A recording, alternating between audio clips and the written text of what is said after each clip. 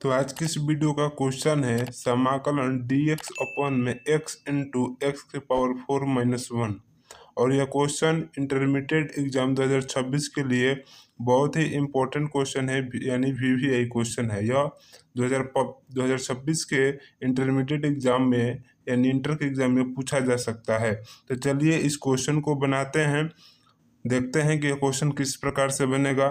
तो देखिए, सबसे पहले हम लोग क्या करेंगे, सबसे पहले इसे हम लोग आई मान लेंगे, यानी लिखेंगे आई बराबर समाकलन डी एक्स अपॉन में एक्स इंटू एक्स के पावर 4 - 1। फिर इसके बाद अगले स्टेप में क्या करेंगे हम, तो अगले स्टेप में क्या करेंगे, ऊपर में हम लोग एक्स के पावर क्यूब से गुना करेंगे और नीचे में एक्स के पावर क्यूब से भाग करेंगे। तो लिखेंगे एक्स के पावर क्यूब बटा में एक्स के पावर क्यूब इंटू का एक्स है तो लिखेंगे एक्स, और फिर एक्स का पावर 4 - 1 है तो लिखेंगे एक्स पावर 4 - 1। फिर अगले स्टेप में क्या करेंगे, तो यहाँ पर लिखेंगे समाकलन एक्स पावर क्यूब बटा में एक्स के पावर, यहाँ पर देखिए यहाँ पर बेस जो है दोनों का सेम है, और यहाँ पर घात जो है यानी पावर जो है इसका 3 है और इसका 1 है। तो आपको मालूम होगा यदि बेस सेम रहता है तो घात जो है वो जुड़ जाता है। तो 3 और 1 कितना हो जाएगा, 4।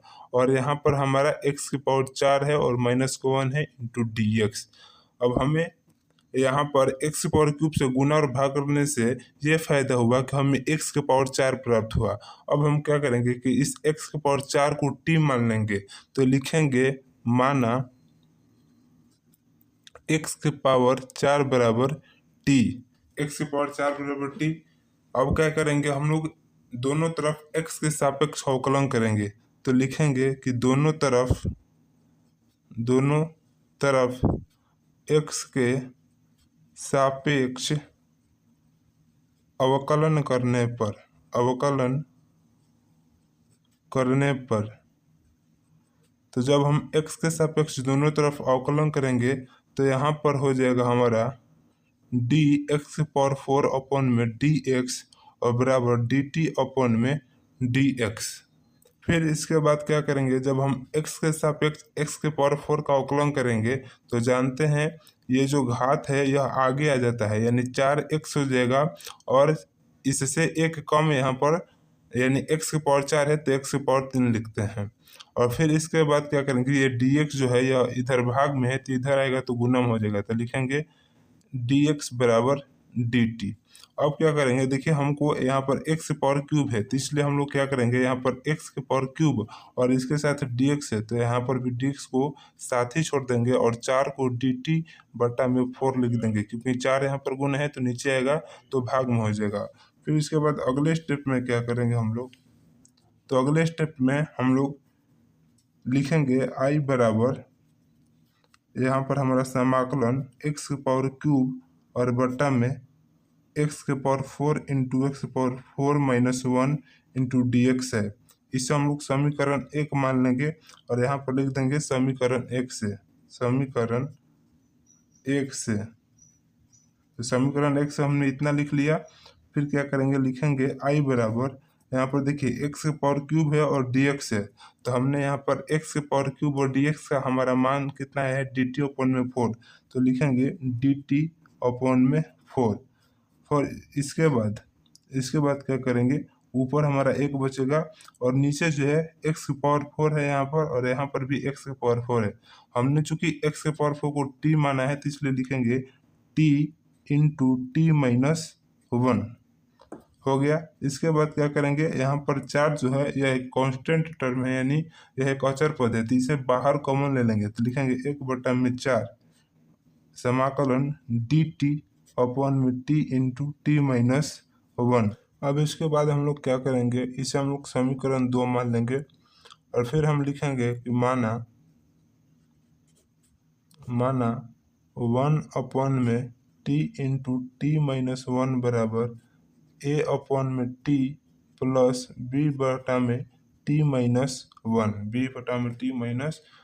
फिर इसको हम लोग समीकरण 3 मान लेंगे। अब क्या करेंगे कि ये जो टी इंटू टी -1 है इसको इधर लाएंगे, तो अब भागा में है तो इधर आएगा तो गुणम हो जाएगा, तो लिखेंगे 1 बराबर टी इंटू टी -1 और इंटू ए बटा में टी प्लस बी बटा में टी माइनस 1। फिर इसके बाद क्या करेंगे, लिखेंगे 1। अब इसको मल्टीप्लाई करेंगे, एक बार ए अपॉन में टी से और एक बार बी अपॉन में टी माइनस 1 से। तो जब हम इतने को ए अपॉन में टी से मल्टीप्लाई करेंगे तो टी से टी कैंसिल हो जाएगा, बचेगा हमारा टी माइनस का 1 इंटू ए। फिर प्लस जब हम बी अपॉन में टी माइनस 1 से इसे मल्टीप्लाई करेंगे तो टी माइनस 1 का टी माइनस 1 कैंसिल हो जाएगा और बचेगा टी इंटू बी यानी बी टी। अब हम क्या करेंगे, यहाँ पर एक बार टी का मान 0 रखेंगे और एक बार टी का मान 1 रखेंगे। खुद से आप कितना भी रख सकते हैं। तो लिखेंगे कि जब टी बराबर 0 तब हमारा हो जाएगा 1 बराबर टी के स्थान पर 0 रखेंगे माइनस का 1 इंटू ए प्लस बी गुना 1। तो 1 बराबर 0 में से 1 जाएगा तो माइनस का 1 गुना ए और प्लस का बी। तो -1 बराबर माइनस ए और प्लस बी। यहाँ पर 0 से मल्टीप्लाई करेंगे, यहाँ पर 1 लिखा गया है। तो जब बी में 0 से मल्टीप्लाई करेंगे तो हमारा 0 आएगा और यहाँ पर भी 0 आएगा। तब हमारा ए बराबर हो जाएगा माइनस का 1।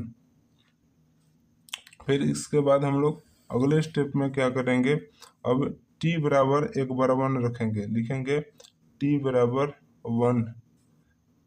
तब हमारा एक बराबर हो जाएगा, यहाँ पर t के जगह 1 रखेंगे 1 माइनस का 1 इंटू ए और प्लस b मल्टीप्लाई 1। तो लिखेंगे 1 बराबर 1 में से 1 गया 0, 0 से इसे मल्टीप्लाई करेंगे तो 0 और b इंटू 1 इंटू बी। तो इसलिए b बराबर हमारा आ गया 1। अब क्या करेंगे, a और b के मान को हम लोग समीकरण 3 में रखेंगे, समीकरण 3 में रखेंगे। तो हमारा आएगा समीकरण 1 में समीकरण 3 है हमारा 1 में टी इंटू टी माइनस का 1 बराबर ए अपन में टी। ए का मान आया है -1, लिखेंगे -1 अपन में टी और प्लस बी का मान आया है +1, तो लिखेंगे 1 में टी अपन में -1। अब इसके बाद क्या करेंगे, इसके मान को यानी 1 में टी इंटू टी माइनस 1 का मान जो हमारा इतना है, अब इसको समीकरण 2 में रखेंगे, समीकरण 2 में रखेंगे। तो लिखेंगे समीकरण 2 से आई बराबर 1/4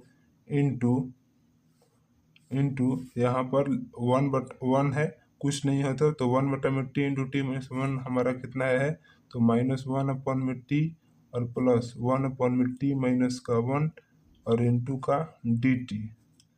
इसके बाद क्या करेंगे, 1/4 एक बार समाकलन करेंगे -1 में टी का और एक बार समाकलन करेंगे 1 में टी माइनस 1 का। तो लिखेंगे यहाँ पर माइनस है तो इसे बाहर ले लेंगे तो 1 में टी इंटू डी टी और प्लस का समाकलन 1 में T minus 1 into D T. अब इसके बाद आई बराबर लिखेंगे 1/4 1 में टी का समाकलन होता है log टी, तो लिखेंगे माइनस का log टी प्लस 1 में टी माइनस 1 का समाकलन होता है log टी माइनस 1, तो लिखेंगे log टी माइनस का 1 और प्लस का c।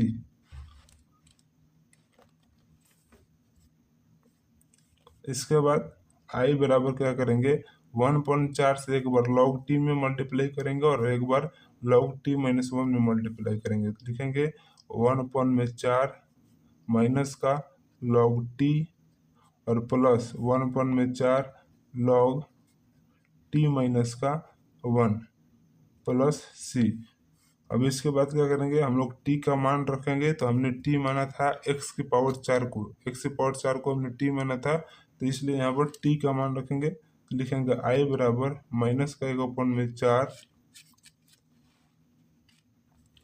log x का पावर 4 फिर प्लस 1/4 log x का पावर 4 माइनस का 1 प्लस c। और ये हमारा फाइनल आंसर हुआ।